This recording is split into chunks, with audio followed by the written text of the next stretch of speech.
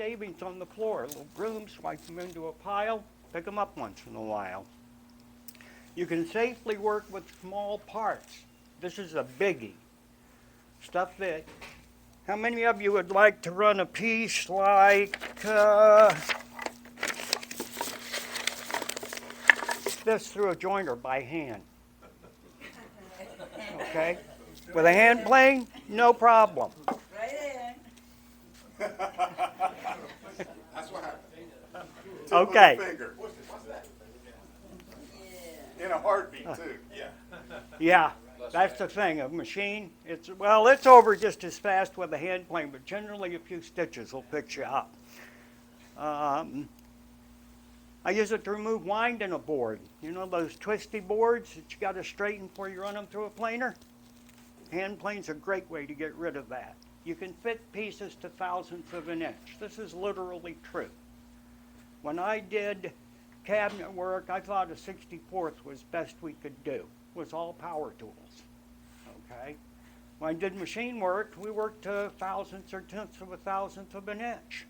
And I thought the difference between machining and woodworking is we're working to a 64th in woodworking, we're working to a thousandth in machining.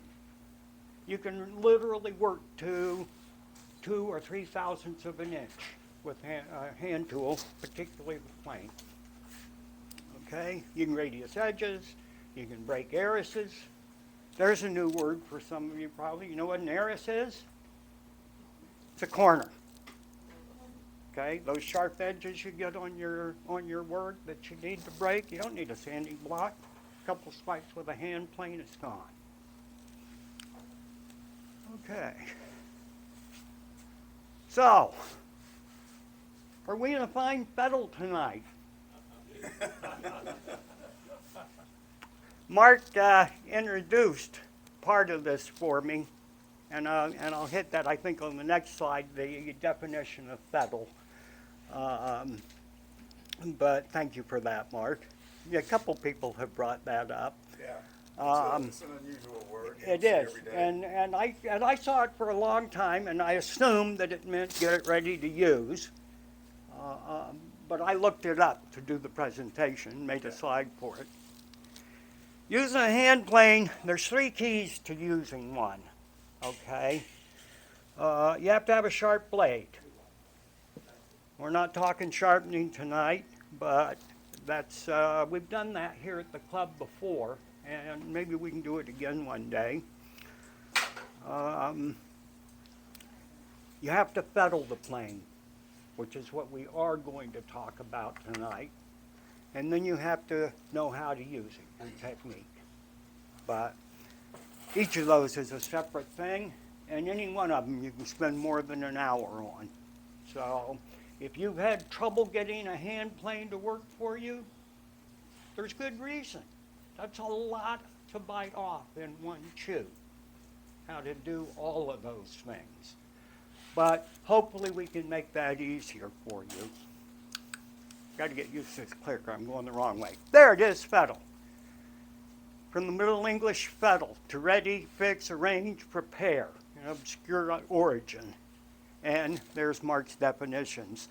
As a noun, it's a state of proper physical condition. And as a verb, it means to sort out or fix, ready for use. Okay. Quick picture of a hand plane and the parts. It's whenever I was in the trades and learning a new machine, first thing we learned was the parts of the machine so we could talk to one another and all be talking about the same thing. So the big parts of a hand plane you should be familiar with are the lever cap. That's that thing that holds the blade down. Chip breaker, not all planes have them. The one we're going to do tonight does. The blade or iron, okay, that's the part that does the cutting for you. Where it sits in the plane, it's called a frog. I don't know how it got that name, but that's what they call it. And then you have the body of the plane, which has a sole with a heel, the back of the plane, and a toe at the front, and a slot in the middle called the mouth. Those are the main things we need to be concerned with. Okay, tools and supplies. That one's hard to read, but it doesn't take a lot to fettle a plane. And there's nothing hard about it. It's just dirty and a little bit time consuming. A file is handy, big screwdriver, gotta have. That's a disposable 6-inch ruler. I use it for fettling the edge, and we'll talk about what you do there when we get to it. You might want a hammer. Sometimes you have to tap things around a little. You need a precision oil applicator of some sort. The oil you use, this is 3-in-1 in here. It's great oil, okay? And I just bought a little bottle with like a needle on it that you can apply the oil with. A magnifying glass. I like these guys. They close up and stay out of the dust when you're not using them, have a light when you put them on, okay? You can get them online. They're not hard to find. You don't have to have it, but it's handy. You need something flat. And it can be, if nothing else, you can put it on the bed of a table saw or a jointer.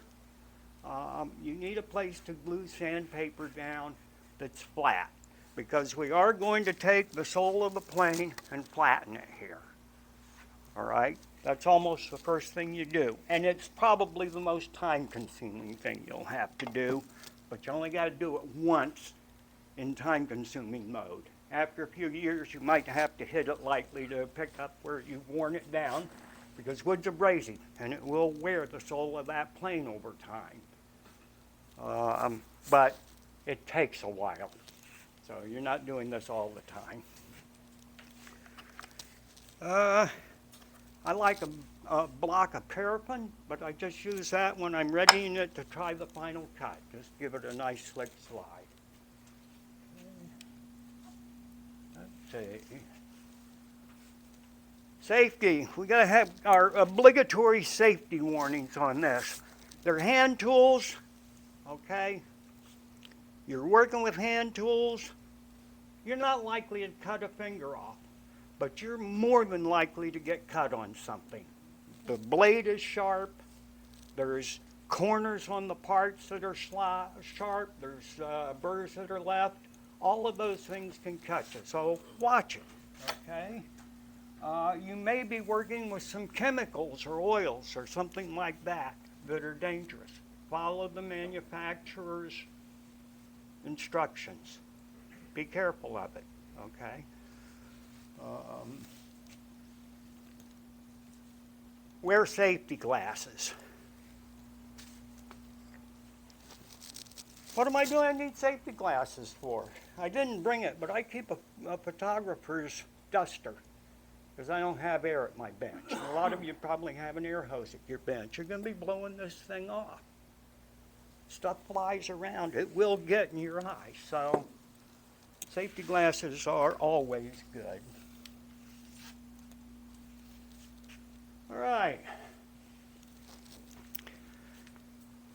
What you intend to do with the plane in fettling depends on what you're trying to accomplish. We're going to talk about turning a plane into a user, okay? I think tools are meant to be used. I don't collect planes. I make them work. That's all I care about, okay? Some people like to bring them back to factory standards, restore some of these old planes. Different world, okay? We're not going to cover much of that. Everything I talk about here is going to be directed to what you need to do just to get this to work. And if we have time at the end, those of you that are interested can come up and try and take a couple of shavings with this. I did sharpen the blade before I came, and it should be a nice plane when we're done. It should be a nice experience for you. Okay.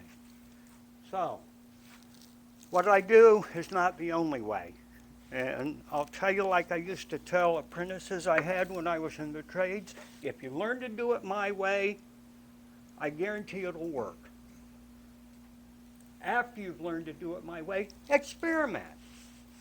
That's how I did it. I learned it the way someone took the time to teach me. And then I started experimenting. The fastest way, I've apprenticed through 2 trades in my life, and the fastest way to learn them is to find somebody that knows what they're doing, let them teach you, learn what they have to say, and do it. Then innovate. And if you think of something, if you find something that I've talked about, and you find a better way, tell me. Okay? So, you don't always have to do all the steps that we're going through.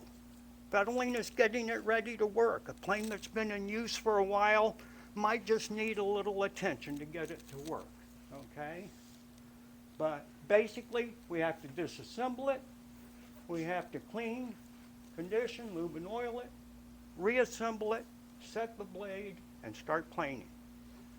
Okay? Nothing to it, right? So let's start with that.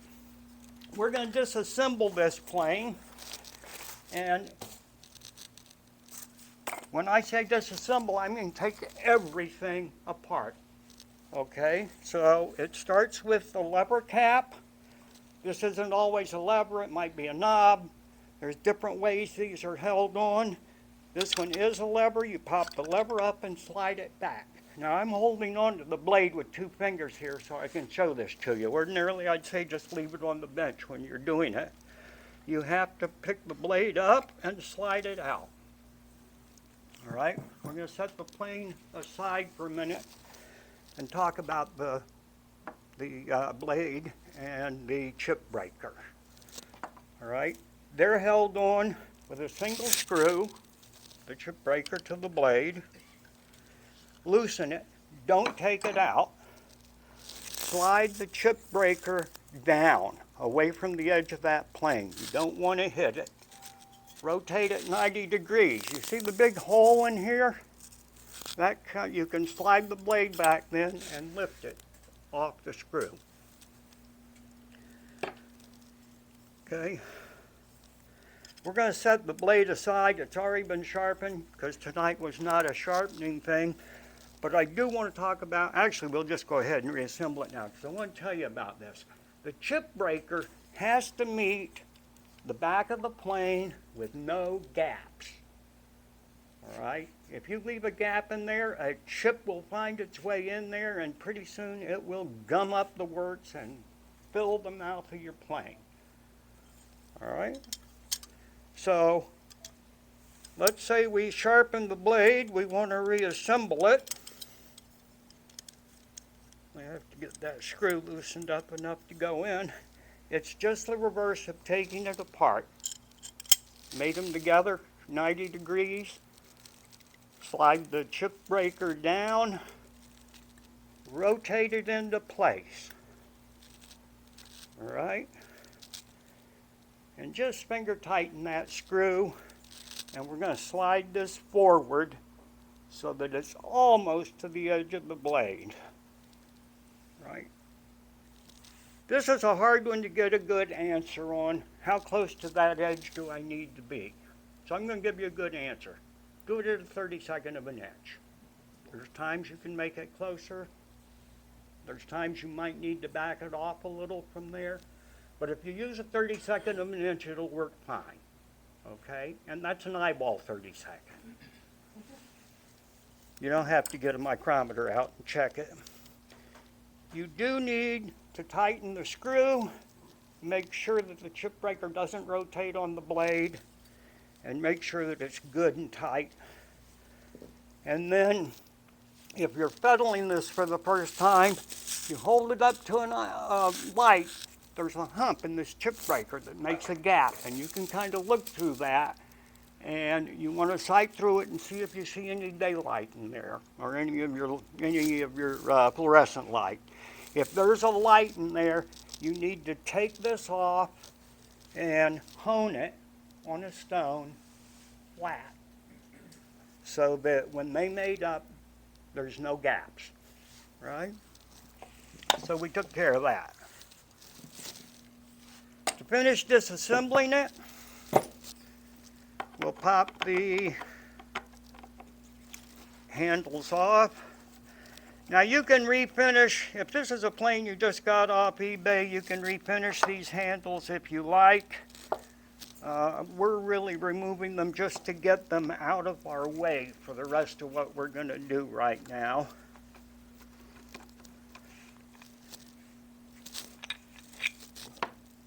And I go ahead and pop the screws out because before we reassemble this, we can't clean all of these. I've already done that. But we're going to oil everything as we put it back together. You won't see this again for maybe a year or two or longer. And you live in Florida. And most of you don't have any better conditions to work under than I do, and things like to rust. So if you oil it, you can prevent that.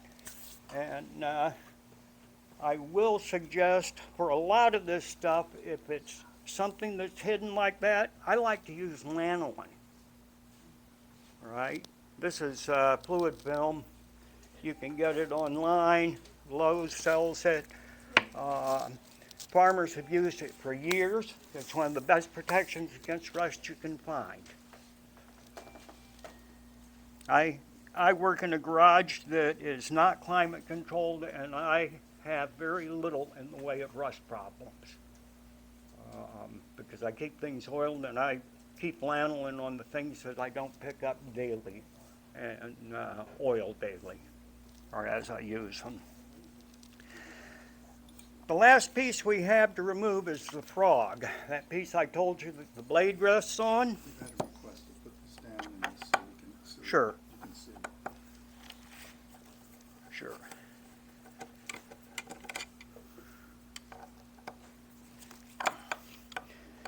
This is generally held on just with a couple of screws.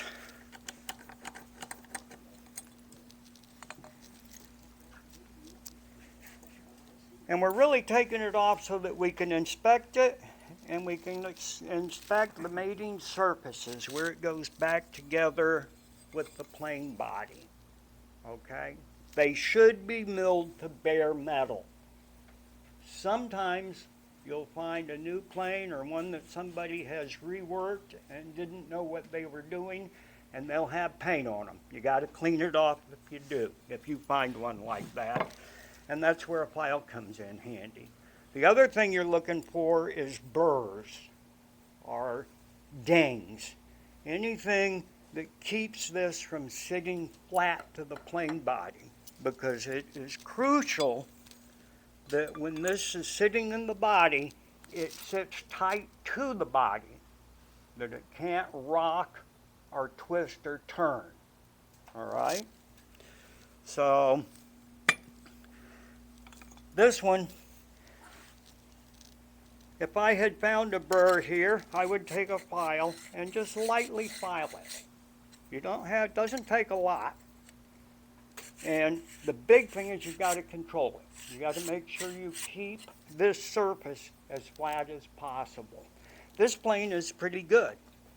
When I held it up just now and held the pieces together, I could tell that sits solid. There's no rock in it. So the last pieces are the adjusting knob, and there's a little carrier here that you can use to adjust the frog in and out. Not all planes have them. Some of the Stanleys, you can adjust them, but they don't have a screw adjustment. Some planes are built with no adjustment at all. Okay, this allows you to set the blade in the mouth. And we will talk about that here in just a second. I'm going to go ahead and pull this screw out. And I'm going to pull this knob off. This knob has a left-hand thread. You guys know what that means? Right? Yeah. Righty-loosey, lefty-tighty. Okay? So it'll fool you. Okay. And I really took that off just so that I can get to it and oil and clean everything. And like I said, I did a bunch of this before, so I take my precision oiler.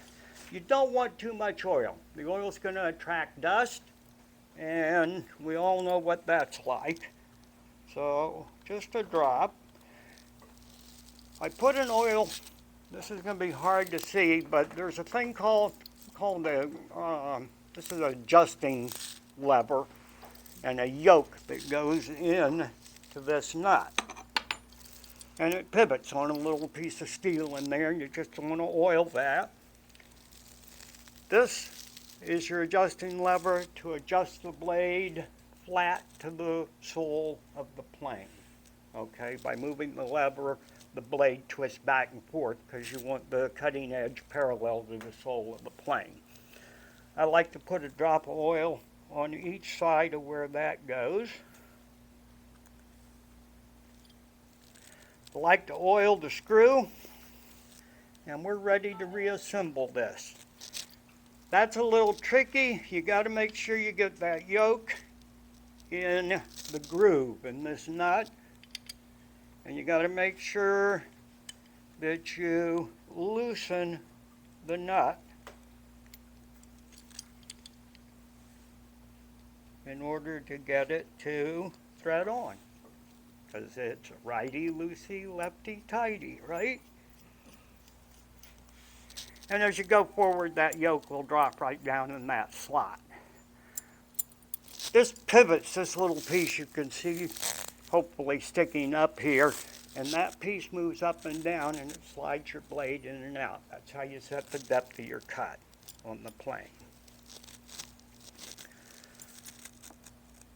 Putting this back together, because that's where we're at now. When I put the yoke in, that's a place I like to use the lanolin. And it just takes a tiny bit. And like I say, the nice thing about this, it'll last for years. Bad thing about it, it gets everywhere, and it's like getting grease on your hands. So it's sheep grease. Come on. So we set the frog back in the body. There it is. And we put the 2 screws in. And we're going to talk about the adjustment. Let me get these in.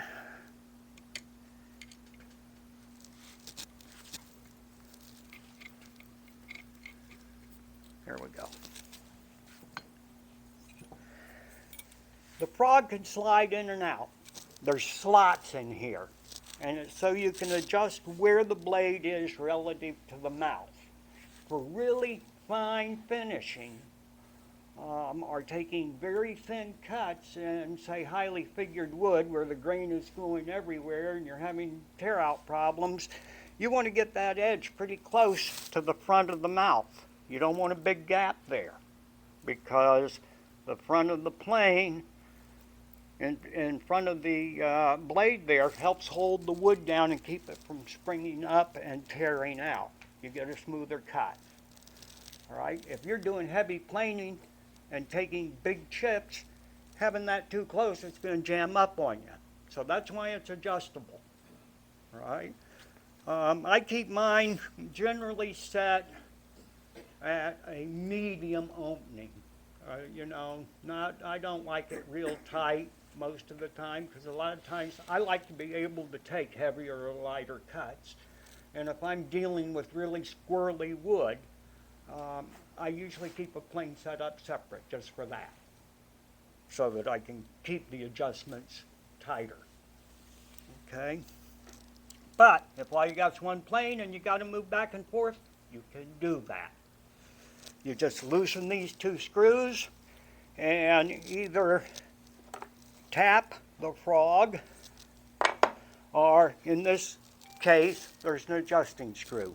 Screw it in to move You it. might mention the difference between the Bailey and the bedrock. That's the difference between the Bailey and the bedrock. Difference between Bailey and the bedrock is how the frog is held down. Right, exactly. Yeah. Yeah, Almost nobody's going to see a bedrock. yeah. Yeah, dude. and I don't have one to show them. Yeah. What Mark is talking about, there are different ways to hold this frog in, okay? Almost every plane you're likely to see uses the 2 screws down through the top. There is another type, and that's a Stanley Bedrock, and it's a rare plane, and it's expensive if you can find one. I really doubt you're gonna come across it. You actually tighten the frog from 2 screws back here. And they've got a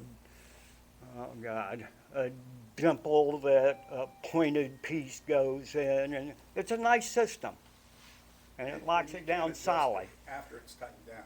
You can do this one too, Yeah, but that's kind of advanced, yeah, yeah. okay? We're just gonna get this working. The one thing you don't want to do is get this frog too far back.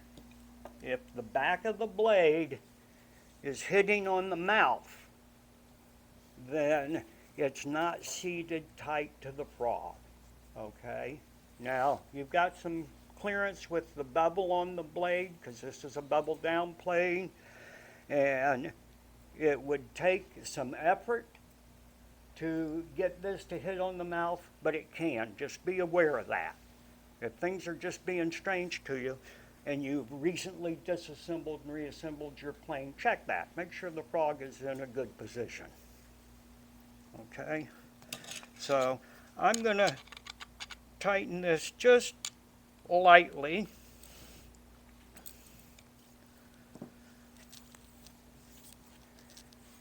I like to put lanolin here.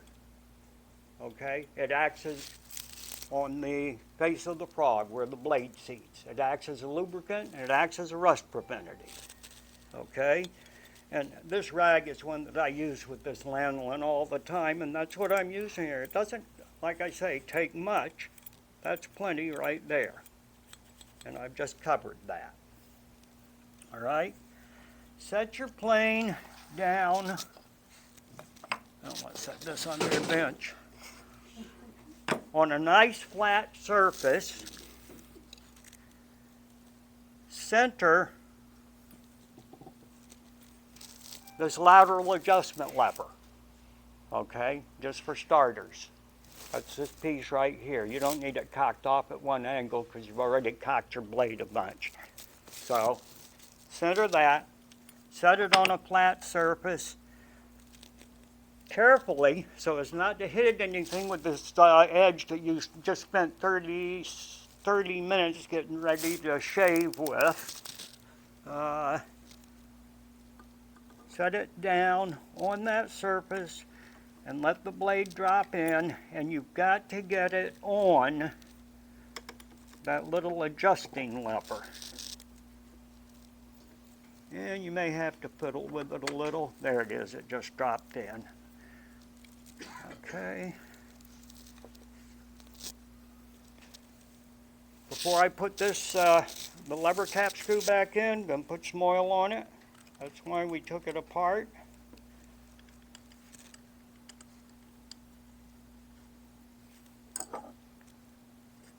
Okay. Now here's the other, oops. That frog is a little further forward than I want it. What I'm looking at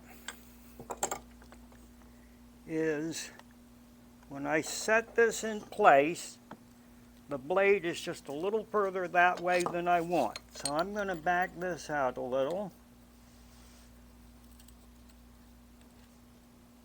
And that's just to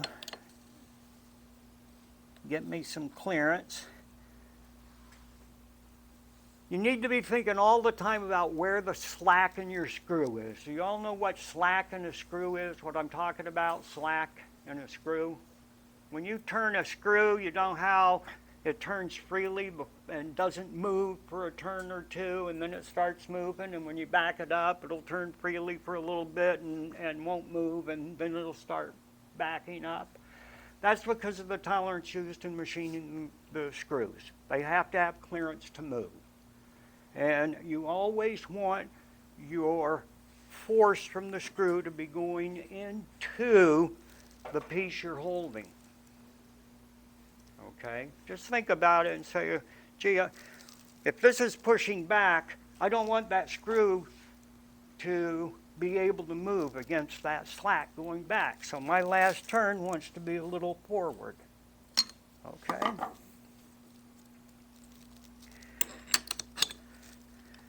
Here's the other one. This drove me crazy for a long time. How tight do you set this lever cap? Okay? Oh, set it until it just snaps down. Well, let me tell you, I can get it awfully tight and still snap it down. Way tighter than it should be. What I like to do with a fresh setup like this, I put the lever cap in, set the lever down, and I just tighten the screw down a little until I feel it seat that lever cap. And then I check it. Well, that's still a little loose. At this point, and guys, we're talking now, I'm going to move it probably 1/8 of a turn at the most each time. And I like that, okay? But I haven't helped you any, I did it by the snap, right? Well, I finally figured out where that snap was by how does the plane adjust after you've done it. So when we put this back, finish putting this back together and start setting it up to use, I should be able to reach down from the handle and spin this with one finger and move the blade back and forth. If I can't do that, I'm too tight. Okay? If it spins and I don't feel any resistance, I'm too loose. So that's a way to get there. All right? I'm going to take the blade back out for a minute now to put the handles back on. And again, I've taken these all apart, run them through cleaning solution, getting ready to oil them, put them back together. Okay? You can use the oil or the lanolin.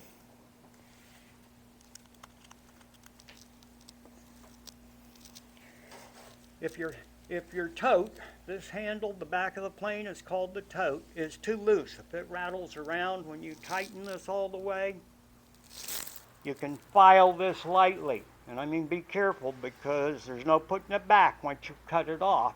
But you can file this down a little so this screw will sit deeper. Because it bottoms out in here, it's only got about that much that it can hold. Okay? Another option is to put something, and that's been done here. This has got a piece of sandpaper, maybe pressure sensitive, put on the bottom here. Okay, that'll both lift the handle a little and give it something to grab. Okay, because you'll reach a point tightening this where you can tighten all you want and the screw doesn't move any and the handle's still loose. And that's what's going on. So, let's put this in.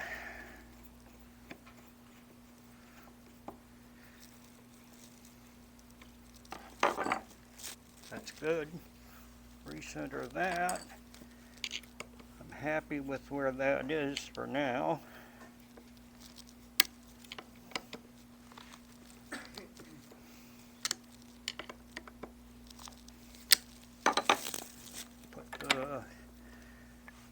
Front piece is just called a knob. There's all kinds of different ways they fit on the plane, but it'll be pretty obvious to you. Same thing for the screw in this. If you're too loose on that knob and you have to change it, you can shorten that screw a little, go gently. But usually this one is not an issue. But this tote, on an older plane, almost always you'll find you need to adjust it or do something with it. Let's talk about this. I'm fixing to put the plane back in and I haven't flattened the sole. That's what this is here for. Okay, I told you, you can use your jointer bed, a table saw bed, you know, any big CAD tool with a cast iron bed you've got that you can glue sandpaper to. This is just a granite block, and it's dead true. You will never get the plane bottom perfect. Okay, you can't do it this way. You can get it plenty good enough for what you're doing.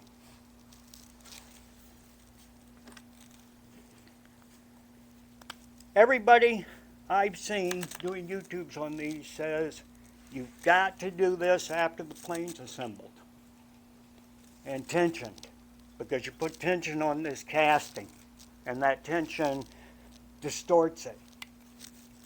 Garbage. It ain't true.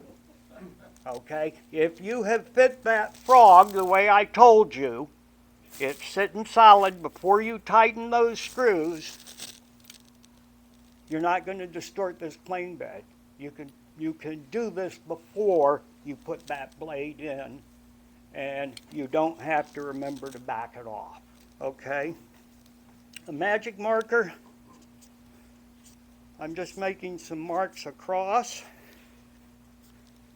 and I did this one already because we didn't have time to do it fully. And I pay particular attention to the mouth with the magic marker. Here's a critical area to be flattened.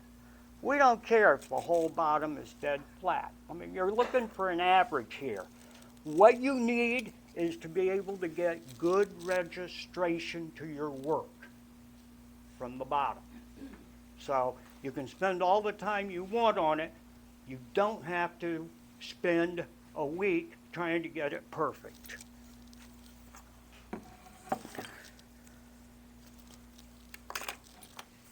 I did this one, and you've looked at the bottom a couple of times, and I sanded it lightly on here, and this paper is pretty used, okay? I did it just like this. I'm going to go ahead and put the blade in and back it out and do it the way they tell you to do it, just to show you it makes no difference. Okay? So we'll set this up. And if you do it with the blade in, just remember to back that blade up. I hear somebody has done like me and at some point missed that little step.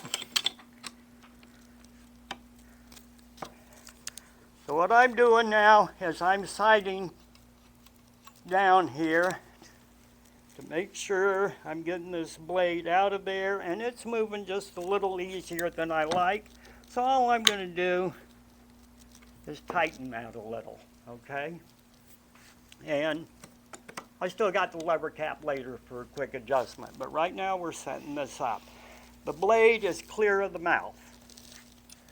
When you sand this, to get the best result you can, don't grab it by the knob and the toe. I told you you won't distort it by not having the blade in it, but you can distort it with your hands hanging on to the tote and the knob. Grab it in the middle and just slide it back and forth. And you all know the drill, work side to side, full strokes, all that. Okay?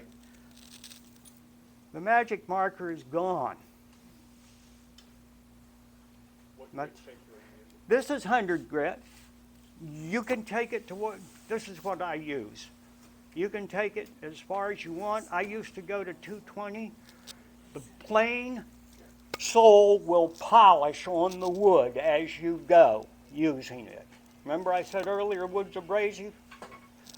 If you look at old planes, you'll see hollows worn in the edges of them if they've been used for doing a lot of edges. You'll see a hollow worn right down the center of it. It's one of the things you'll be polishing out here. Okay? But that's all that took. And like I say, I did it at home. That's why it didn't take very much. It was already flat. I did it at home, but I did it with the blade out. What I wanted to show you is it makes no difference. If you're getting a difference, you have a problem somewhere else in the plane. And you need to go check really how the frog is made into the plane. Right? We're basically done, except to set it to cut. And maybe clean up our abrasives. I hate abrasives around cutting edges. They will ruin an edge quicker than anything. I'll make sure I get it cleaned off here. Now, some people, and I do it, like to wax the soles of the planes with, well, Johnson's paste wax was used for years, but you know, Renaissance wax works, whatever your favorite furniture wax is will work fine. But it doesn't last, so I'm not religious about waxing them. I keep a oil on a rag handy, and I usually use a big can, but I also have this one that's more like a dauber. That's just 3-in-1 oil on that, and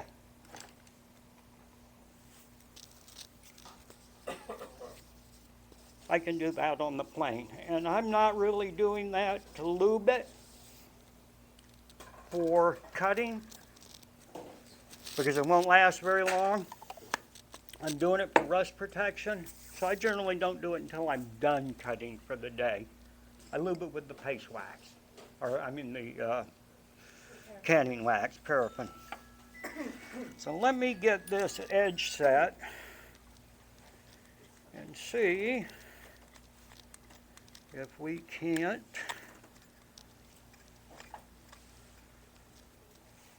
make a shaving.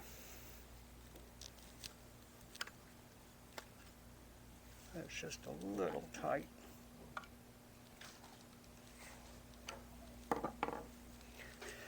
It's just easier to adjust that without undoing it and adjust it and snap it and undo it.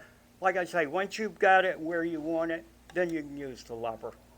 And it's easy. And once you know what that lever feels like, you can set it that way. But I will tell you, it may not feel the same on one plane as the other. In fact, it probably won't.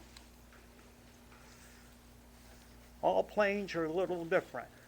What I'm doing here, I'm checking for the blade protrusion with my fingertips. Not side to side, okay? Okay, but you can stroke it this way and feel for it.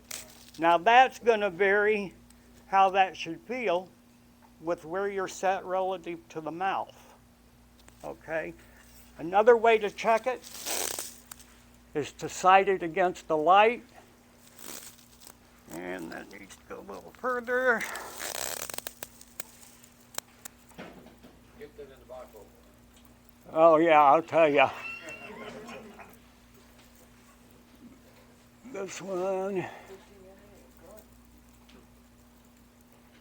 Actually, we got a pretty good do. I'm looking for a dark edge to just appear above the plane body here.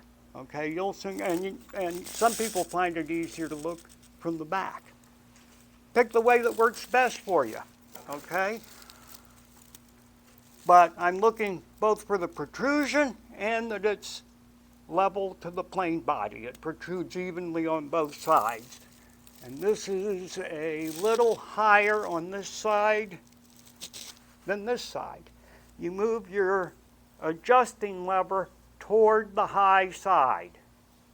And if you forget, that's okay. You'll soon see. And I have another kind of a plane. It's a wooden one, but it's just the opposite of that. So, let's see what we got.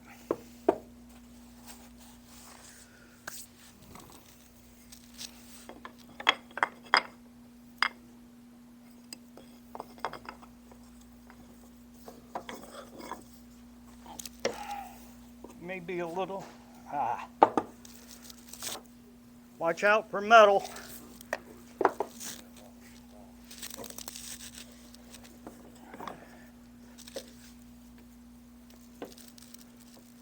Yeah, that's a little deep.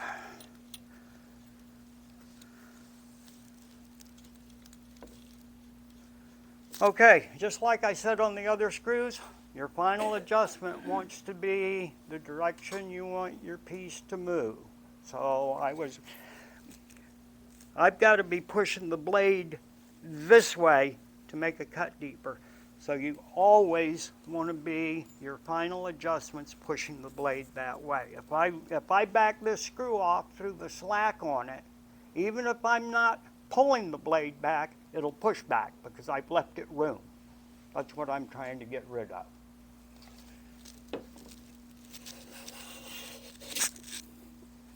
And there,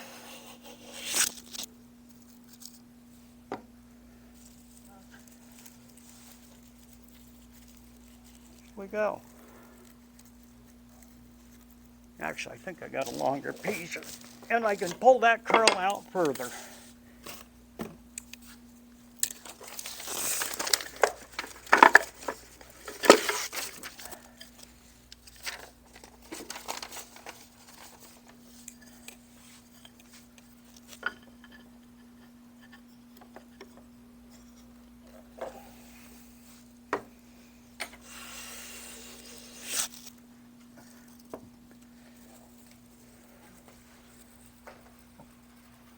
That's a fairly fine shaving. And the reason I'm unrolling it is to look and see if it's straight. If that shaving is pretty straight, I'm cutting pretty near the same depth on both edges. That one's not off by much.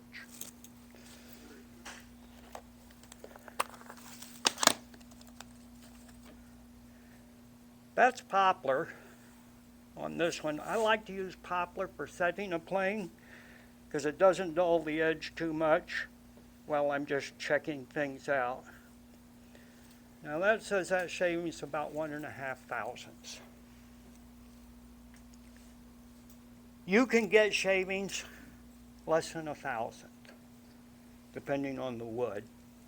I've never had luck with it in poplar.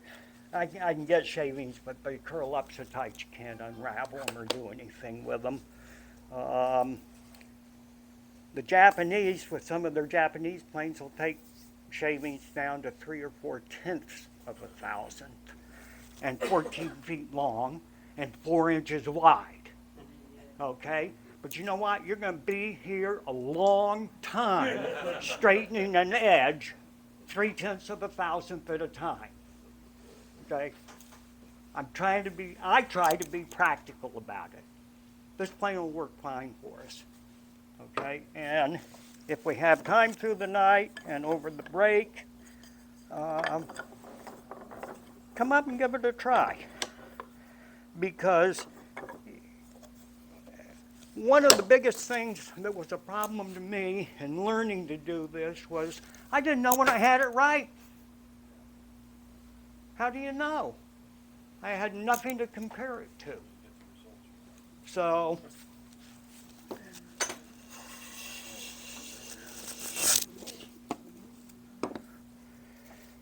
it takes wide cuts too.